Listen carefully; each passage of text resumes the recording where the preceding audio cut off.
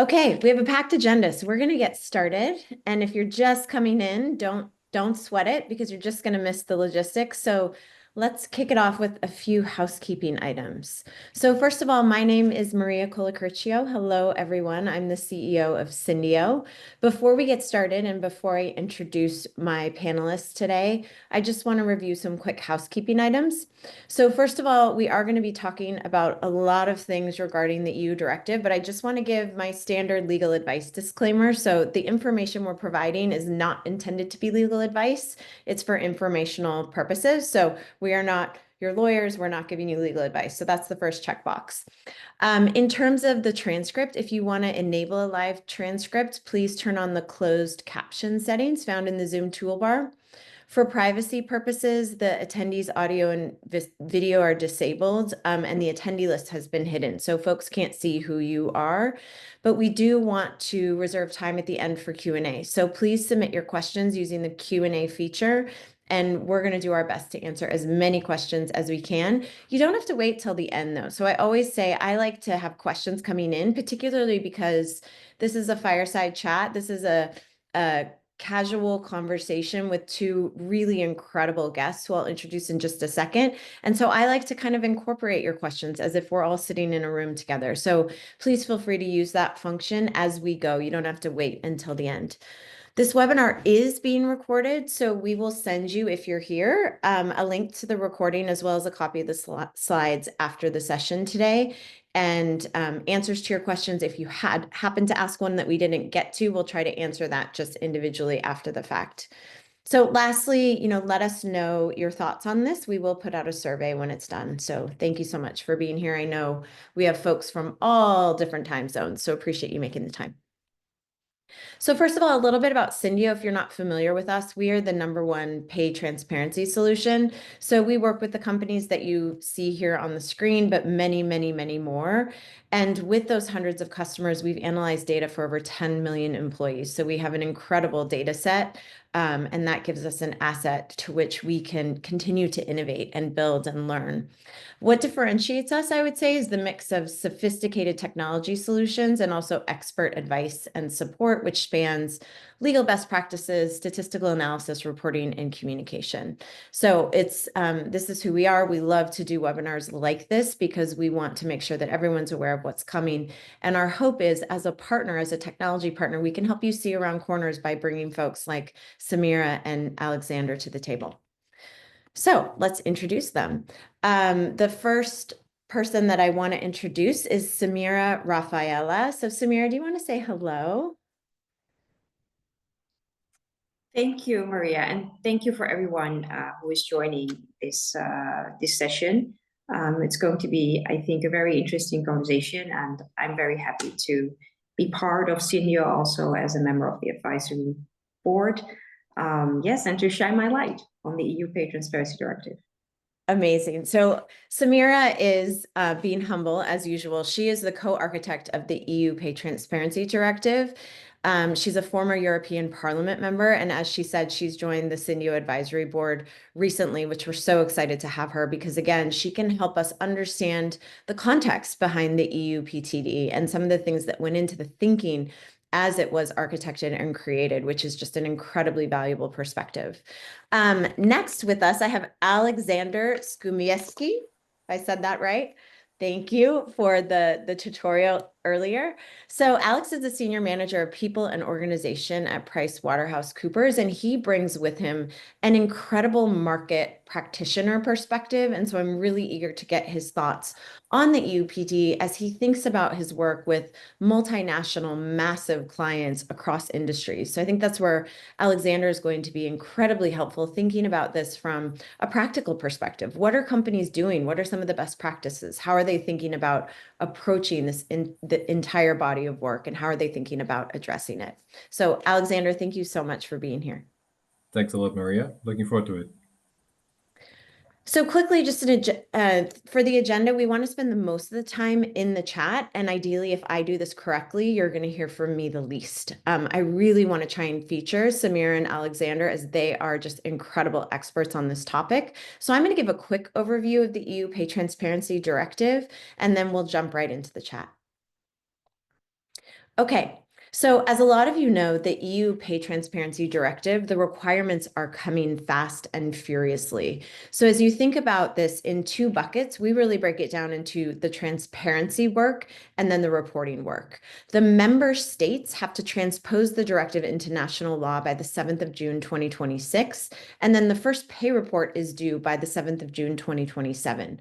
I note that because it's important for companies to understand how many cycles they have left before they will do that first report, because it is based on a past year of information. So companies right now are really accelerating. When you think about that first report being due June of 2027, it feels like you have an enormous amount of time. But then when you think about it backward facing and you sort of back out from the amount of time you have to look at gaps, to fix gaps, to take action, the time is getting shorter by the day. So if you think about the greater transparency piece, you've got the work of comparable value, you've got pay and career transparency, so internal movement, right to information, which we'll talk about a little bit more in terms of how some of the member states are bringing that to bear, and then the greater reporting pay gap and the joint pay assessment. So one of the things that we like to talk about is that across the EU, the directive at a minimum must include those 5 components we just outlined. So the 3 in pay transparency, the 2 in reporting, but each member state can go above and beyond and layer on additional requirements when they transpose. So when we think about the directive's requirements, we often say, actually someone on our team, Christine Hendrickson, it's kind of coined this phrase, the requirements are the floor, not the ceiling. And I think Poland is one of the best examples of this. So when the EU directive came out with the right to information, the info requests, they gave a time bucket of 2 months to respond to right to information. And when Poland came out, they reduced the time to respond for right to info from that 2 months to just 14 days. So I think it's a great example of thinking about how each member state can go above and beyond. So while we're still in kind of a holding pattern to see what the individual member states will require, we at least know the baseline minimum for compliance. And so when each one comes online, you'll have even less time to plan because you're going to have to really react quickly. So that's what we're here for. And if you follow our blog, if you follow Christine Hendrickson on LinkedIn, she's constantly posting updates and reading these as they come out and posting summaries. So again, on September 12th, 2024, this was one of the things that as of then, we had drafts of the directive in only 5 of the 27 EU countries. So there's a couple of things here just to note in terms of Belgium, Ireland, the Netherlands, Poland, and Sweden. I think it's interesting to think about this from the impact of the draft. So these are the types of things that we're going to get into details today around what does this look like in terms of the road to complete transposition? What are some of the implications of the folks that have already done their transposition, and what is it going to look like as we move forward? Okay, so with that, I want to get into the discussion guide. So let's move to, let's see. Okay, so I've got Samira and Alexander here, and I think I'm going to start with you, Samira. So first of all, thank you both for joining us. Let's start. I think it would be really good because I just gave such a fast, quick overview. Let's start by going beyond the technical requirements and deadlines. And Samira, I'm really curious to start with you because as someone who was instrumental in drafting this legislation, can you just give us a little bit of a sneak peek behind the curtain? What was the core vision and intent behind the directive? Like, what was the fundamental problem you were trying to solve? Can you share that with folks? Sure. Thank you, Maria. The EU Pay Transparency Directive really needed to be introduced in the EU because of the stubborn gender pay gap. So the stubborn gender pay gap is around 13%. And even in some of the EU member states, including my own, the Netherlands, it is sometimes even a bit higher. So depending on where you are, you have a bit of a lower or higher gender pay gap. But the main conclusion is it's just not good. So we need to fix it. I've repeated that many times in the European Parliament during the negotiations that we just need to fix it because the gender pay gap is very problematic in that sense that women are literally losing money and therefore also control over their own future. So this is in the essence about women's economic empowerment, but also a fundamental right. So it's a fundamental right in the European Union to treat men and women equally. And in 2019, the president of the European Commission, President von der Leyen, was very clear that she wanted to make a priority of gender equality. And one of these examples was the EU Pay Transparency Directive. So finally, the proposal came, and of course, it needs to close the gender pay gap. It needs to make sure that it gives more transparency, more information on how EU employees are being paid, and especially when it comes to men and women doing the same work. Because it needs to be emphasized that this specifically goes into the topic of, well, equal work, equal value. So it is very interesting to see that men and women do the same work, and still you see a significant difference in the way that they are being paid. So the lack of transparency in Europe, that's what we need to solve with the EU Pay Transparency Directive. And we also need to make sure that we encourage employers, but also employees to give information and to be transparent and honest about the topic of salary. And what we also managed to do in the EU Pay Transparency Directive is to make sure that we have an intersectional perspective. So that was very important also for me, to make sure that we take into account the different situations of women. Not all women are the same. Depending on who you are, how you look like, where you're coming from, you might be more vulnerable to pay discrimination. So this is a bit of the background, and I would say in the essence, it is important to understand that the EU Pay Transparency Directive is about the right to information. It's about giving transparency through reporting, and this will help employees and employers both. Thank you so much, Samira. I just have one follow-up question, and then I'm going to open it up to both of you as well. So in your description that you just gave us, and thank you for that, it kind of looks like the Pay Transparency Directive centers on two core pillars. You have the broader pay transparency, and then you have what I call pay reporting, but it's really explainability. It's right to information, it's pay scale transparency, pay gap reporting. It's sort of this broad umbrella of explainability. I'm curious why in the conversations, as you went through this process to architect this piece, why were these two specific things prioritized? Like, how do you see them as distinct but complementary? Yes, I mean, they absolutely need each other. So how you can see it is that the right to information is really the core right, the fundamental right of EU employees, no matter who you are, to get that information. And I think that is very powerful about the EU Pay Transparency Directive. So, so it's the core essence of the directive. But how do you get your information? You will need to have tools and mechanisms to get to that information and to facilitate also in getting that information, interpreting the data. And that's really what the reporting part is about. So you'll need to introduce a mandatory mechanism. So in this case, mandatory reporting to protect that right to information. I would say that is the logic behind it, and they are definitely complementary because mandatory reporting will need to be based on something.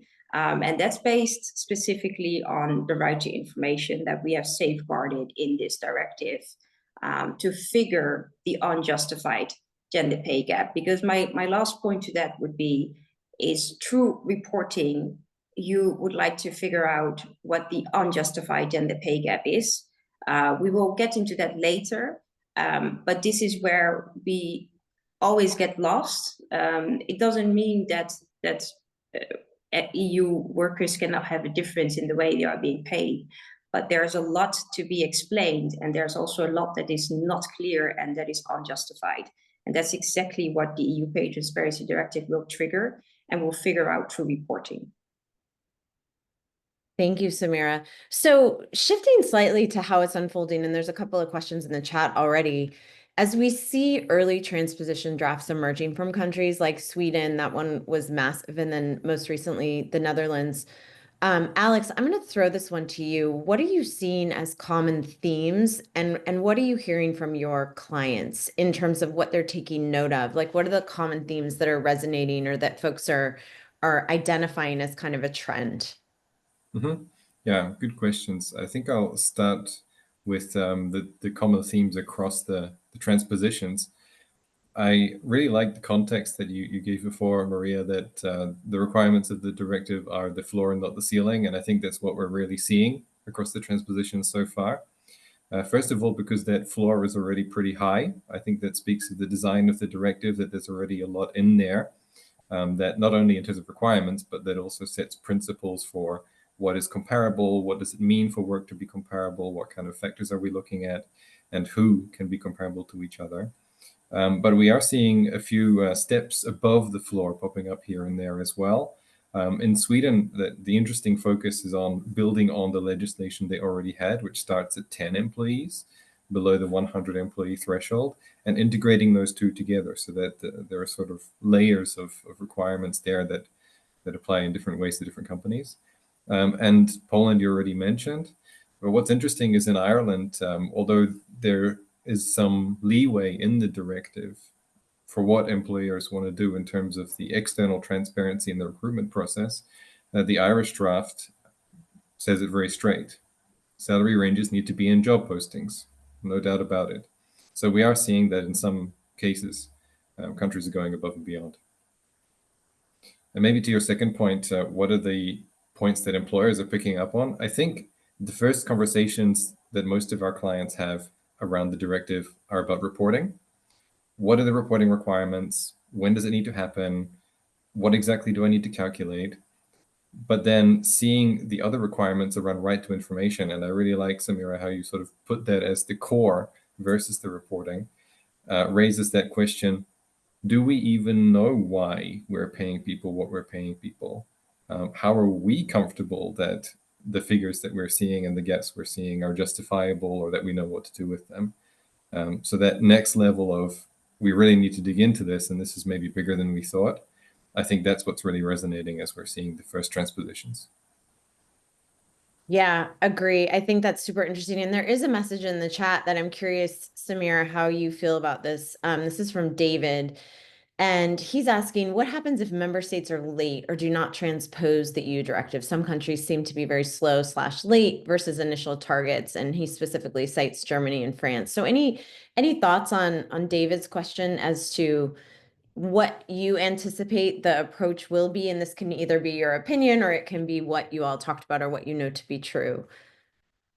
Sure. I mean, I hope that all the member states will be on time. As far as I know, member states will need to make sure that they are on time. So otherwise, the European Commission has instruments, has ways to tell member states that they will need to hurry up, and otherwise consequences will follow. So that will be the European Commission then that's going to intervene and that's going to reach out to the member states and have that dialogue. But this is now legislation, so the member states officially by law need to make sure that they are ready in 2026.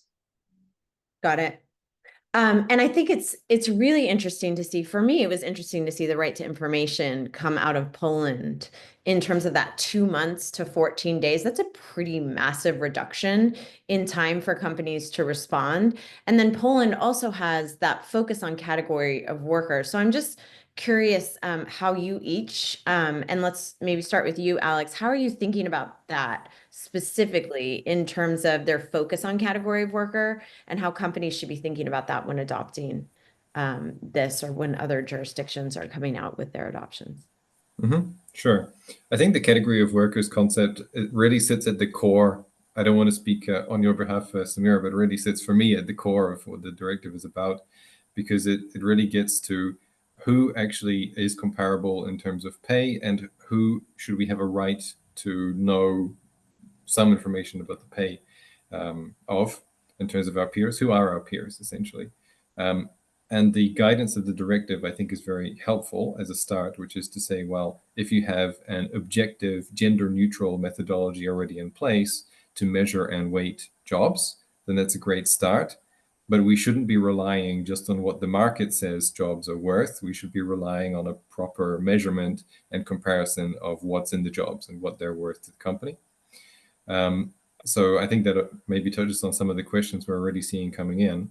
And the more that member states can clarify what that means in terms of local norms, local legislation, and local definitions or systems, the better, from my point of view. And I'm really glad, I mean, maybe some of the viewers might have guessed that I'm Polish from my surname. I'm really glad that Poland is taking that seriously, and also really setting the standard to say, well, employers should know what people are paid. So the question of what are my peers paid, once the peers are defined, shouldn't be that difficult at the end of the day. I like the challenge that comes with that. Yeah. Yes, absolutely. And I would also like to add to that, that companies already have a lot of data available in their organization. So this is also really about, especially when we're talking about formulating or thinking about categories, or in general thinking about like the architecture, right? To work with this EU Pay Transparency Directive, a lot of data is already available. This is where we of course need the smart technology to merge data, to interpret data, so that organizations and HR departments can work with that data and know what to do with it, right? Because we would like to look at the unjustified gender pay gap, the 5% or more. That is crucial here. And in the EU Pay Transparency Directive, we clearly said that companies and organizations need to work with so-called gender-neutral criteria, or I say objective criteria. But this is, I think, very much the essence and the layer that is under it. So when it comes to the different approaches that member states have or that organizations have to work with the EU Pay Transparency Directive, at the end, this is about how do you evaluate gender neutral? How do you evaluate objective? And this is what the EU Pay Transparency Directive also describes. And I think that is very important and essential to look at in the beginning, and then to think about how you are going to organize that. Yeah, maybe if I can jump in with one last thought on that. That requires a lot of judgment on the part of employers and whoever is helping them with this question as well. And one of the big tensions we often see is, on the one hand, it could be tempting to say, well, we have a grading structure with, I don't know, 6 levels, and we have our functions, maybe there are 8 of them. Can we just use the matrix of those grades and functions to group people together? But what we're seeing is that if you take that kind of reductive approach, you could easily end up with people who aren't actually doing equivalent work together. And you can spot that if you do some first testing on what the gaps look like or what the pay distributions look like in certain groups. It's useful to challenge that temptation to simply use what's already in place. But on the other hand, if you're too granular to say, well, this person doesn't have any comparison, this role there are only 2 who are comparable, at the end of the day, you're not able to present anything back to the employees because of GDPR constraints. You can't give an average of 2 people's pay or 1 person's pay. So there's this real tension between what can you do from a practical perspective and really being able to justify who's doing the same work. And that's the thought process and the effort that really needs to be put into it in the time that we still have before that compliance starts in mid-26. Thank you, Alexander. So there's 27 questions in the Q&A. So I'm going to try to categorize some of these into buckets and then throw them at either or both of you to answer. And then we'll go back to some of the other questions we have around company best practices. So audience, you're throwing questions in the webinar chat and then in the Q&A. So if I could just encourage you to use the Q&A, because that's what I'm going to try to read from and bucket from. So we'll try to get to both, but I'm going to use the Q&A for now because there's about 28 questions in there. So the first bucketing I would do there's a bunch of questions, and I think the best way to categorize them is they're around category of worker. Can you give some explanation of category of worker? Is it per job grade? Is it per job family? There's a lot of questions about like proper examples of what could be used as category of worker, what cannot, is it job function, is it not recommended from a legal point of view? Like, could you just give a quick overview on category of worker, and that way we can check off all of those questions that have to do with that? Sure, Either one of you. I'm happy to take that first. I can continue on the thought I was already having, I guess. So yeah, a classic example would be to say, well, if you have a hierarchical grading structure and you have some sort of a function set up, or if you have job families already defined, maybe with a Willis-Towers-Watson or Hay methodology, that's a great starting point to use those, because the idea behind is that you are weighting at least some of those elements of the job. So the hierarchy, the level of difficulty, the skills required in the jobs in a structured way, in a scientific way, we can say. We do recommend, that is a starting point. We do recommend then to take a look at, is it really the case that if you look at who's in each of those buckets in a given country, that you would consider that people are really doing the same work? An interesting way to sense check that would be, if you look at market positioning, do you see a very large difference? On the other hand, categorizing people simply based on how they are paid is really the opposite of the purpose of the exercise.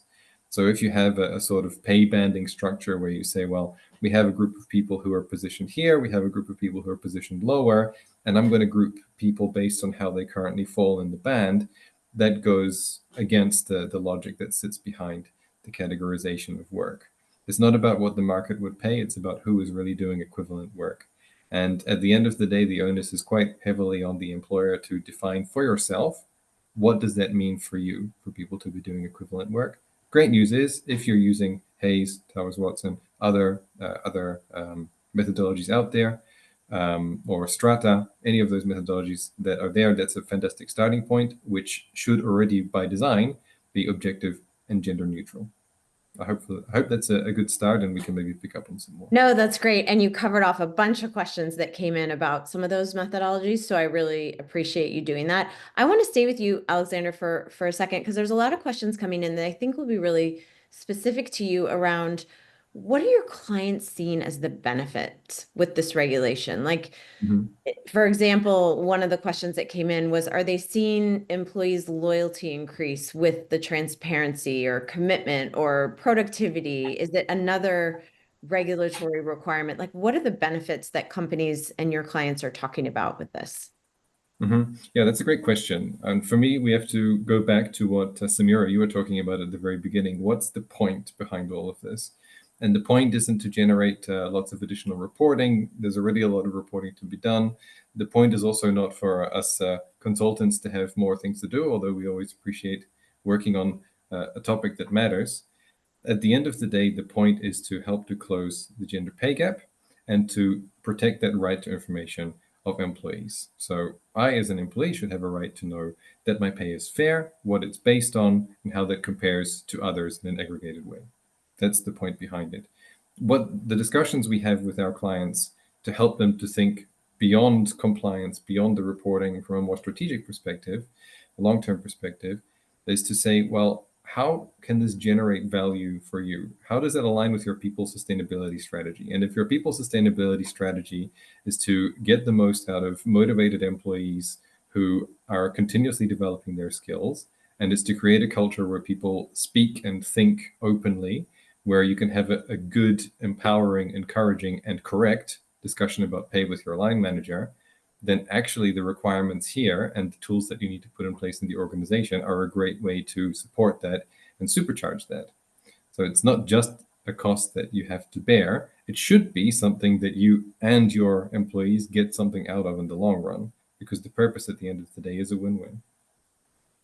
Samira, what are your thoughts on that in terms of beyond compliance and avoiding risk? Like, what are the strategic opportunities or business benefits for companies that are proactively embracing the changes?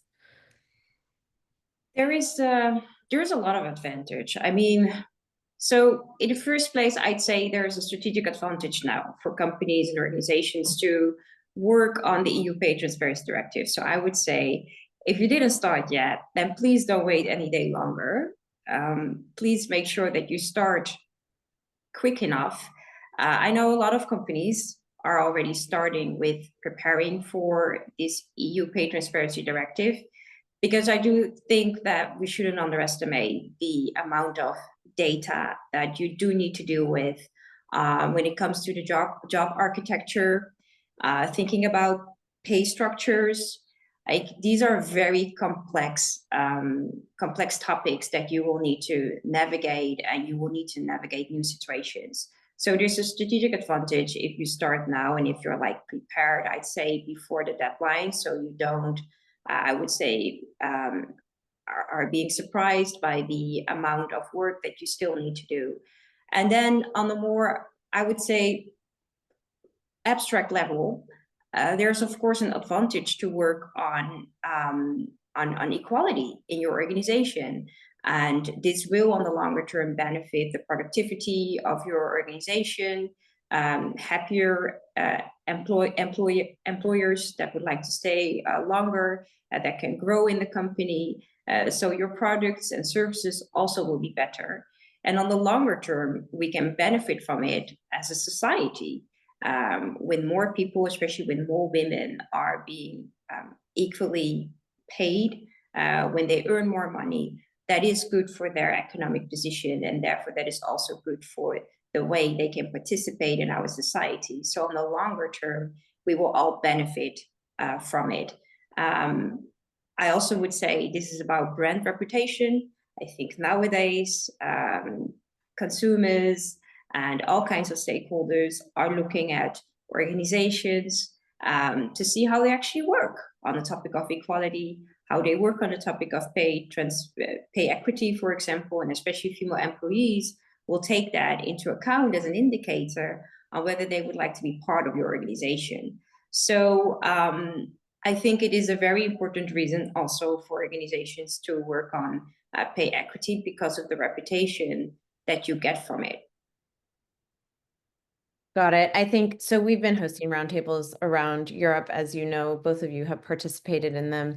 And I think we're hearing something similar. We've seen customers are trying to unlock the benefits that you both mentioned by taking sort of a global centralized approach to ensure this process, but to also be very consistent. Samira, a question for you.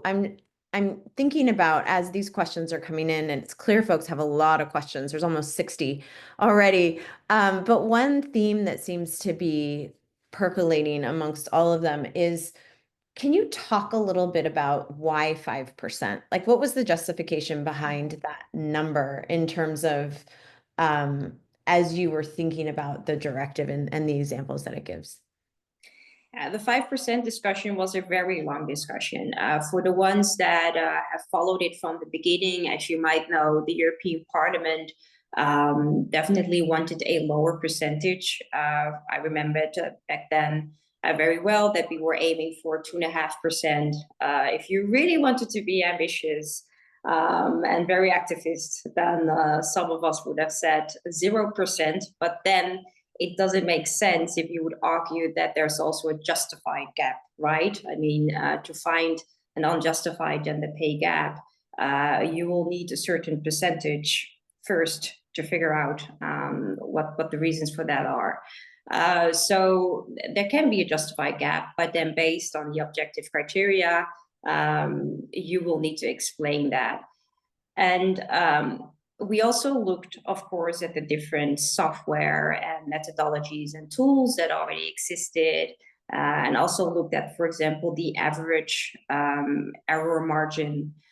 So it was like a complex, I'd say, formula and mathematics, I'd say, also based on experts and looking at all kinds of software and then being informed about it. So we came to a middle way, 5%. I think the other institutions were definitely willing to have a higher percentage. And then we ended up in the middle, but evidence-based, based, of course, also on what experts that work with software, for example, told us. And of course, also looking at the average of the gender pay gap in all the member states. You will need to come to a percentage that you are pretty sure that you will actually achieve something significant in each member state. So I think you can conclude already from my answer that this is not like a one-sided answer. It's a complex formula that we needed to deal with. But I think this is a fair percentage.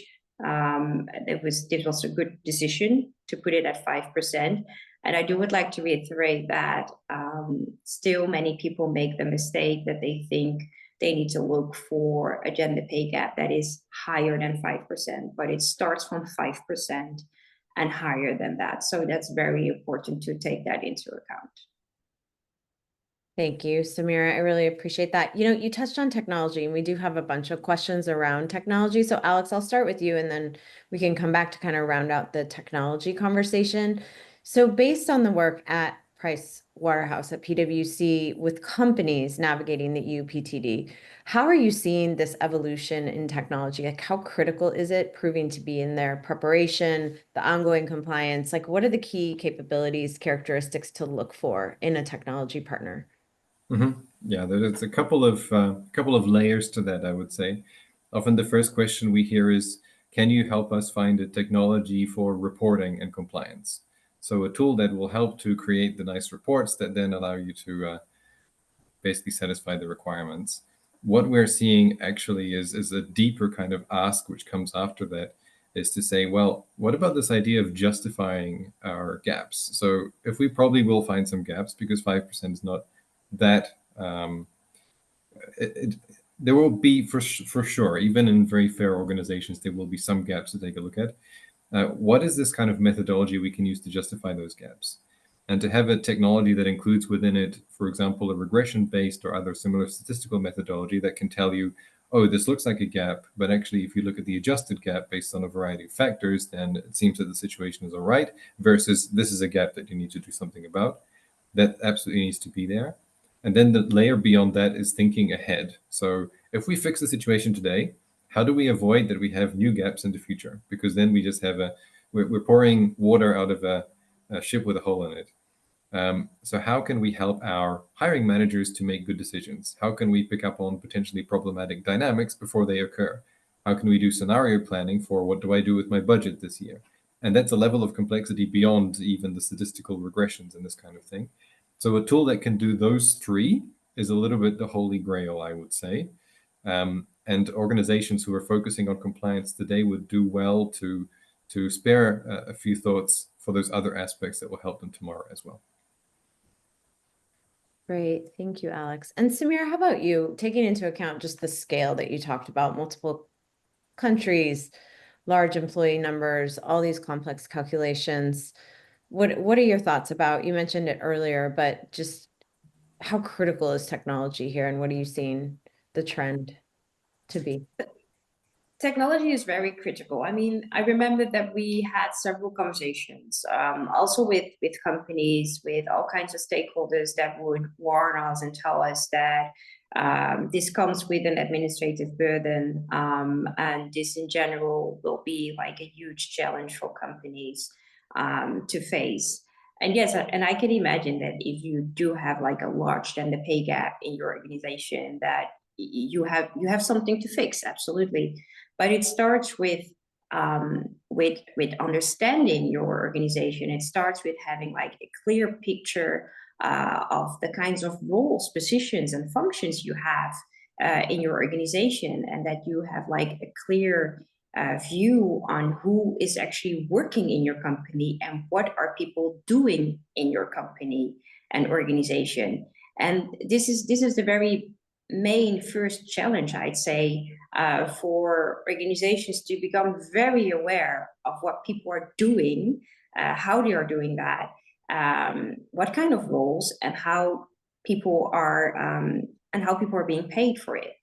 So you need technology, obviously, to facilitate in data, like I said, but also in interpreting data and in merging data, but also to facilitate in the data that you don't have, and that is crucial actually to answer your question. For example, on why do you have a gender pay gap that is too high? Is it justified or is it unjustified?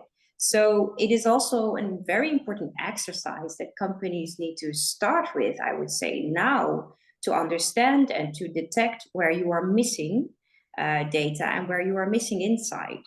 And this is where technology and where software can absolutely help to understand the complex layers of it, because the topic of pay equity, but also talking about the causes of pay discrimination can be a very complex one, and it has different layers. And especially when we speak about pay equity data, that is not, yes, it is based on gender. So we look at male employees, female employees. By the way, in the EU Pay Transparency Directive, we have also incorporated the definition of non-binary workers and the intersectional approach. It was really important for us to have an inclusive pay transparency directive.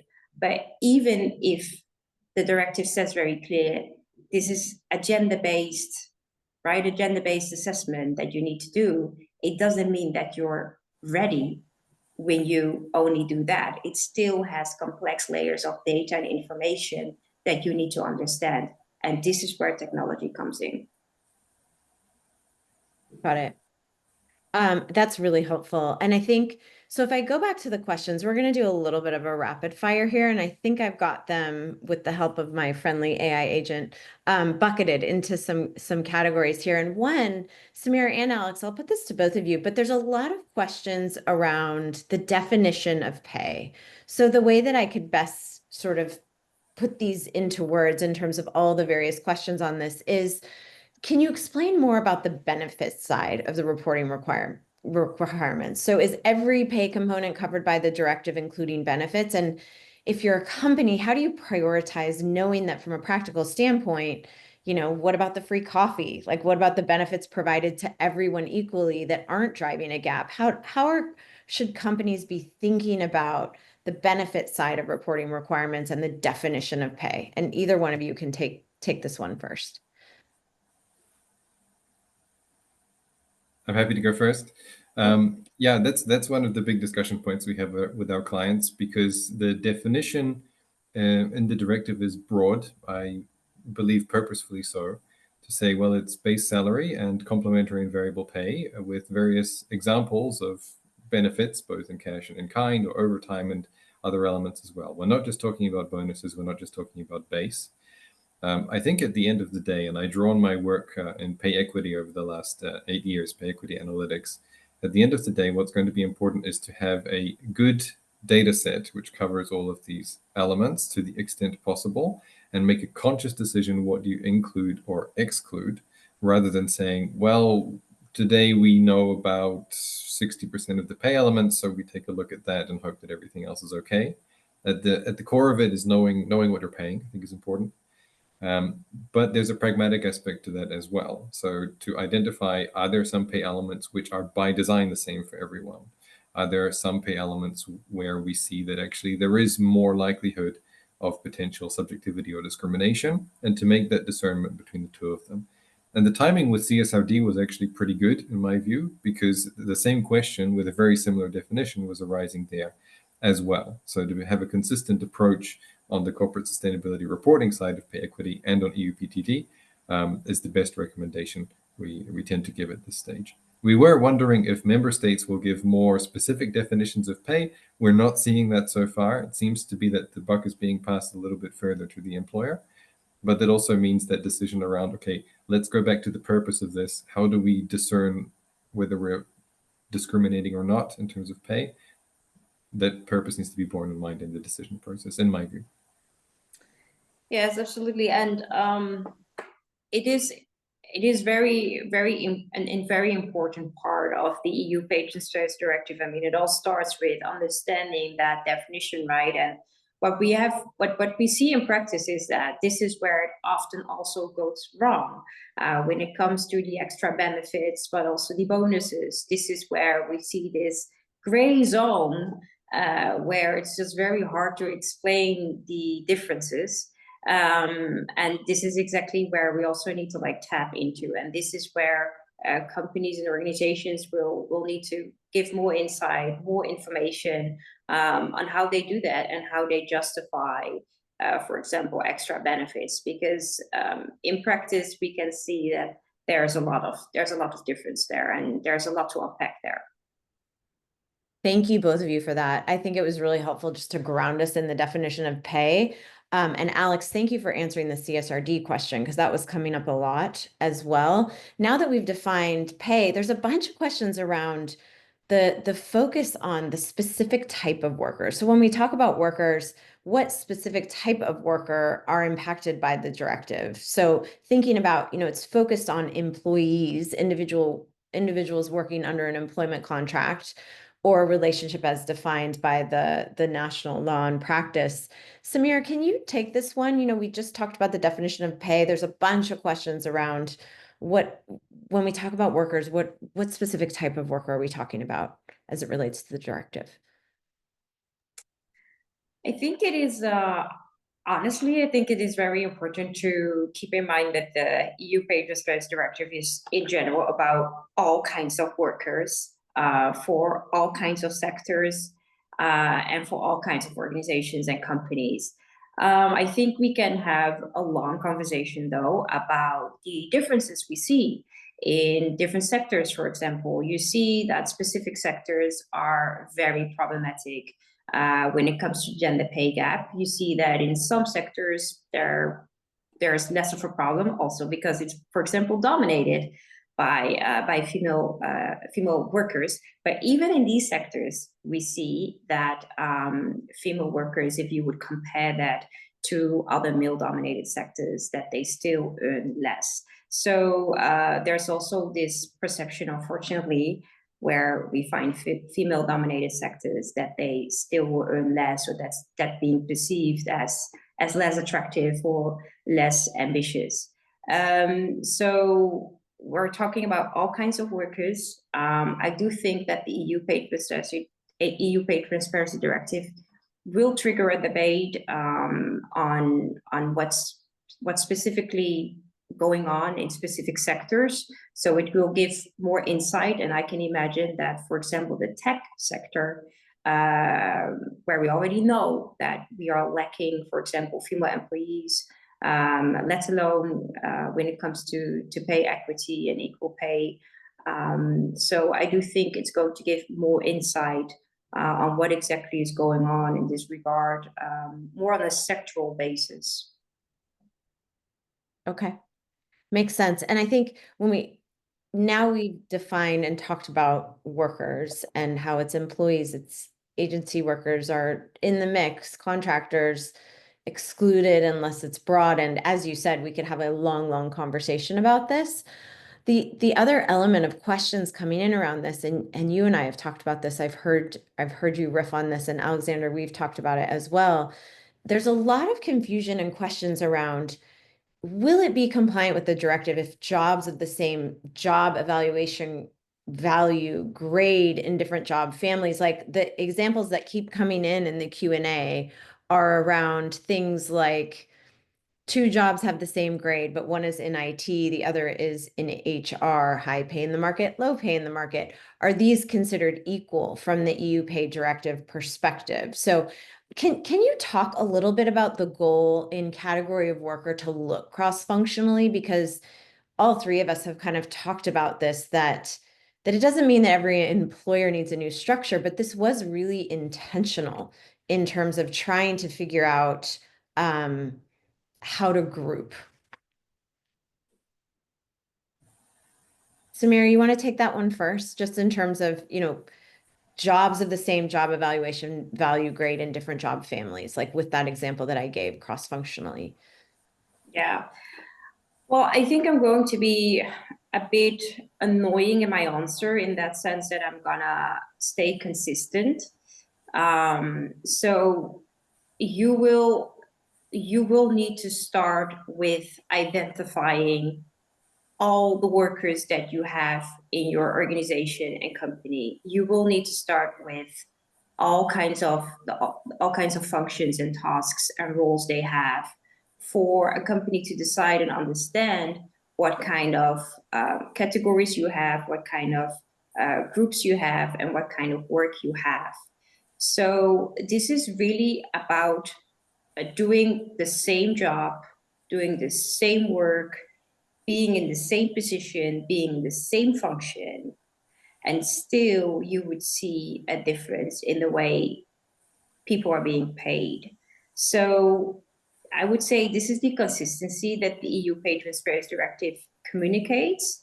And I would like to warn also for not making it more complex. But this will mean that you will need to start first with having like a strong, I'd say, a strong picture of what kind of employees you have and what kind of roles and tasks and functions you have. So that's what it is about in the essence. And I think I cannot make it more, I would say, easier or more complex than that. Thank you. Maybe I can share. Sorry, Maria. Maybe I No, can no, share. please go ahead. Just in terms of what we're seeing and things that make sense from our various client experiences. I think using function as a distinguishing factor for the categories is fine, as long as there is a real difference in the type of skills that are expected and the type of work that is done. There is one consideration around size. If you have a small operation where you only have a few people in a given grade, but you're still above the reporting threshold, there it may be necessary to group a bit broader simply because you don't have enough. Maybe you have 3 people in HR, 3 people in IT, and it does make sense to bring them together. But for larger organizations, we don't see necessarily an issue with that. I can give a counterexample, which could be interesting. We did have a case where maybe this goes similar to what you were mentioning about the gender segregation in certain roles. We had 2 types of roles which were fairly distinct but scored the same points in the job evaluation system. One on the manufacturing floor and one on the sales floor. There was a difference in the gender distribution. Maybe some of us can guess what that was. Where actually the decision proactively made by the company is that although it would be more convenient to keep them separate, actually from a fairness perspective, it makes sense to put them together and work on the issue.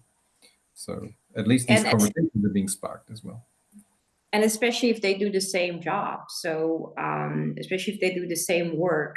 I mean, that is the very, very essence of the formula that you will need to work with based on the EU Pay Transparency Directive. It's like, it's an analysis of who's doing the same job, who's doing the same work, and why do you see then a difference in how they are being paid? And then in the discussion on skills comes in, but that's all part of the gender neutral or the objective criteria that will help you navigate that question.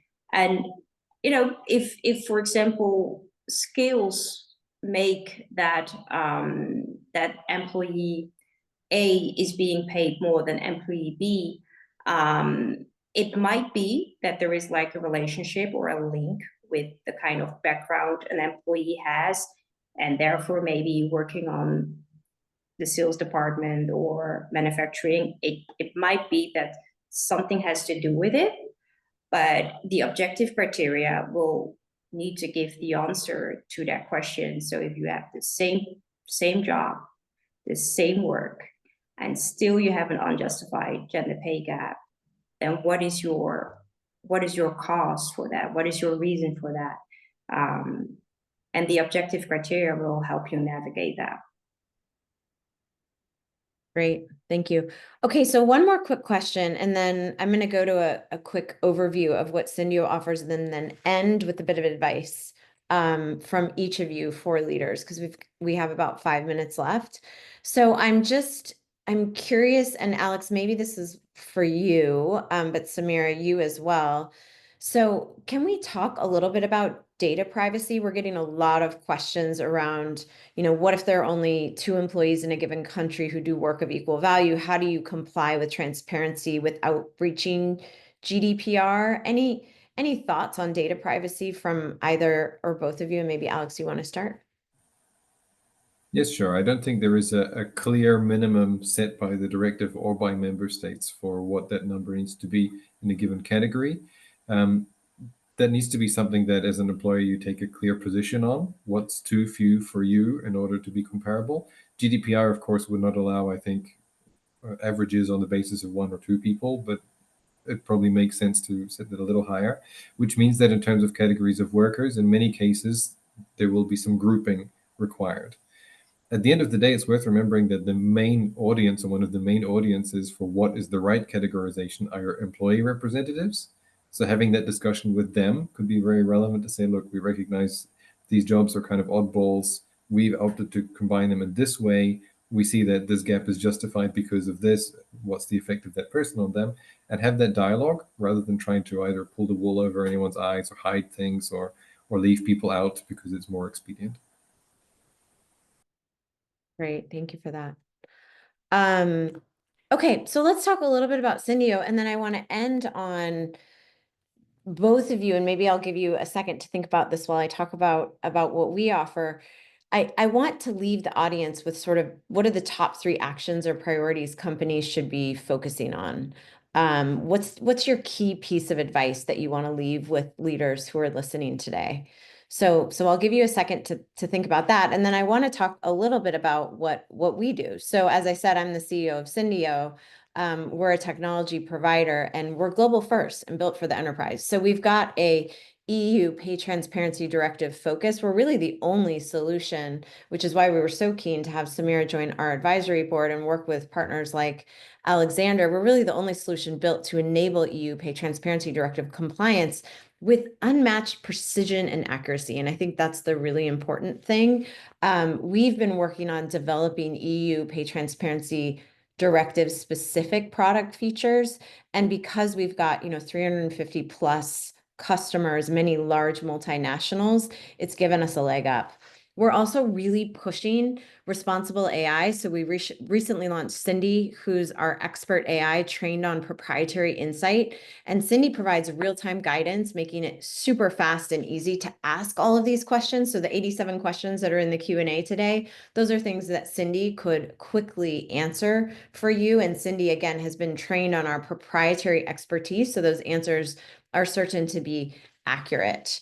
We've also got seamless integration. So thinking about being able to ingest from major HR solutions, outbound integrations into those systems, and ultimately giving you the ability to do the intersectional analysis and budget and create an environment where you're making smart and fair pay decisions and embedding those systemically so that you're not constantly doing backward looking analytics and having to fix things, but you're embedding that into your future strategy as you move forward with every single pay decision. That's really where we shine. So with that, I gave you your minute to think. So piece of advice from each of you for the audience. Samira, let's start with you. Yes, thank you very much. I think I've said it a couple of times, but it is very important to just do your audit and to just do your assessment. It is very important to start understanding your data, to start detecting where you are actually lacking data. And I think the main challenge here is to understand how your company is functioning and how it's working and who is working in it and what are they doing. And what are the functions and what are the roles that you can identify? In many of the companies, this is already being identified, but then it also needs to be identified what people are doing exactly, because the EU Pay Transparency Directive is really about identifying the same work. So just forget about the different departments that people come from, or yes, that might play a role later when you want to decide based on the objective criteria or whether you want to do a gender neutral job evaluation. But in the essence, you need to understand what is the work they are doing, and where do we see differences, even though people are doing the same job in the organization.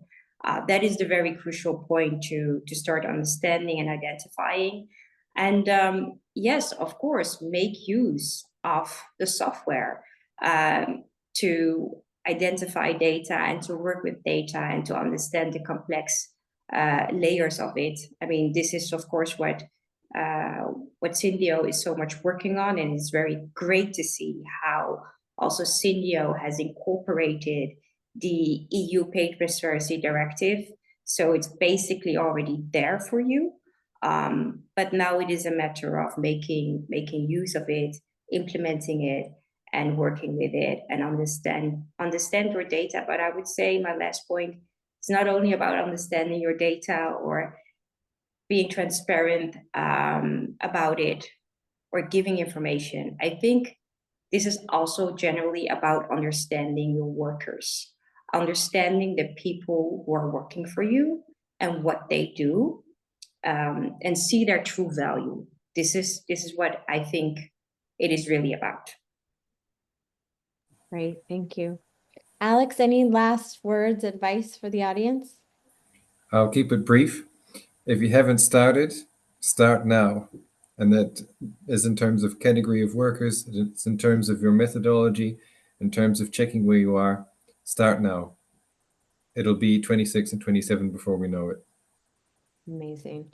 Well, thank you so much for your time today. I think we could have gone another 4 hours with the 90 questions. Thank you everyone in the audience for your patience. I tried to do my best to bucket those questions up and get as many of them answered as possible, but we will likely do some sort of follow-up because I know there's many questions that went unanswered. But thank you so much for the time and really appreciate you being here with us, and more to come. Take care, everyone.